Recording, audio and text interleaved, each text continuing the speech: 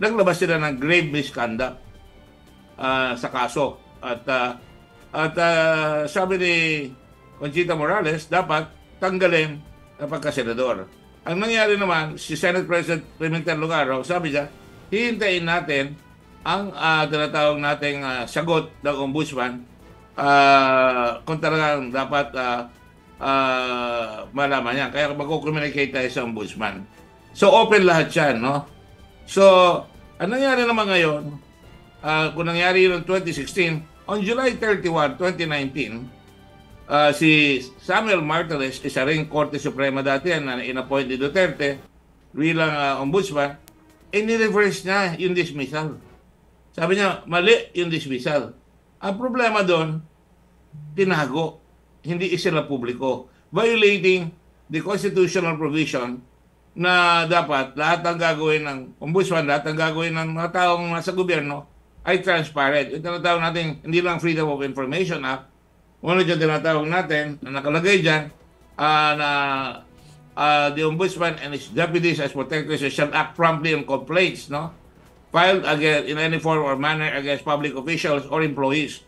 Walang sinasabi dyan na ombudsman hanggang doon lang kami sa hindi dapat isama ang ang ginawa kasi ng Senado ng batas nung ginawa yung ombudsman law, parang naglagay sila ng bulletproof na ang senador at congressman at saka mga judges, ihiwalay natin doon sa sinasabi ng Constitution na lahat ng public officers and employees pwedeng habulin ng ombudsman. They're not above the law. Iniwalay nila dito sa self-serving yon. At tingin ko, parang class legislation. Bakit mas equal yung mga senador at congressman, samantalang kung yung janitor nakukulong doon sa ombudsman, bakit ito mga senador at congressman at saka mga judges, hindi kasali? Okay yung impeachment dahil talaga may provision sa impeachment.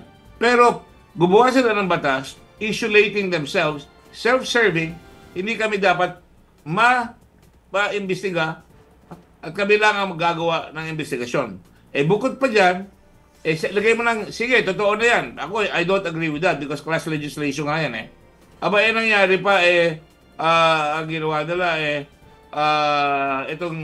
itong ginawa dito kay Villanueva, dapat malaman ng buong madla dapat, hindi nila sinabi na dapat malaman. Ang nangyari, tinago ngayon yan. Lumabas siya ngayon 3 years later, at tinago naman ito si Justice Martires. Tinagsak dyan. Tinago. At nung tinago yan, hindi nalaman ng tao. Ito yung pinagkaguluhan ng Senado. Kaya nga nakialam si Senator Pimentel, sabi niya, hintayin natin ang ombudsman. 3 taon nakatago yan, at bigla na lang on September 10, 2025, hindi pinapakita yung desisyon na dinidismiss. Ang pinapakita ngayon, si Joel Villanueva wala nagsasabi na meron siyang clearance na wala na siyang both administrative and criminal cases. Si ombudsman. Unfair! Unfair! Pero paano kung ikaw mag-a-appeal? Wala kang alam. Kung ikaw nagdemanda, hindi mo alam. Yung si Conchita Morales, hindi niya rin alam. Ginawa lang nila, nandun sa statement ng ombudsman at binigyan lang si Joel. Hindi binigyan yung tao. Nasa diliman tao, hindi na alam, bigla na lang tayo nabulaga. Yes. Ito nga si Boying Remulla, lumalabas ngayon, parang nagpabaya siya. Hindi siya nagpabaya. Tinago Paano mo malalaman kung tinago? Lumabas na lang ngayon. Dahil nalaman na nila na nung uupo na si Boying on September 2025, uupo si Boying, lumabas ng October 7, and napoy si Boying, September 10, biglang lumabas yung clearance si Villanueva. Halatang-halata. Halatang-halata.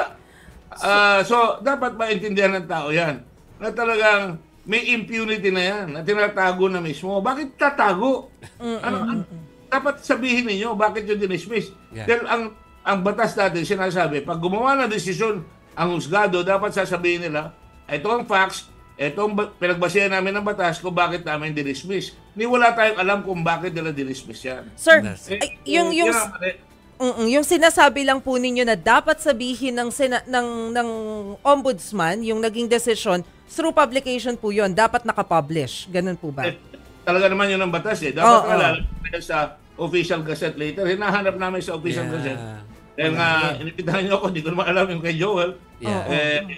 Siyempre, kasama ko nung araw sa Senado yan. Pero hindi nangawag lang po sa Senado yan. pagtatakpan ko o tutulungan ko. Ang sinasabi ko lang, yung batas. Ito ang batas. Tinasabihan ko lang ang tao, ito ang batas. Kayo humusga. Dapat bang itago? Hindi ba dapat ipaliwanag kung bakit dinismiss? Kung ikaw mag-a-appeal, kung ayaw mo yung ginawa niya, dapat mag-a-appeal ka, hindi ka na maka-appeal. Yun ang problema.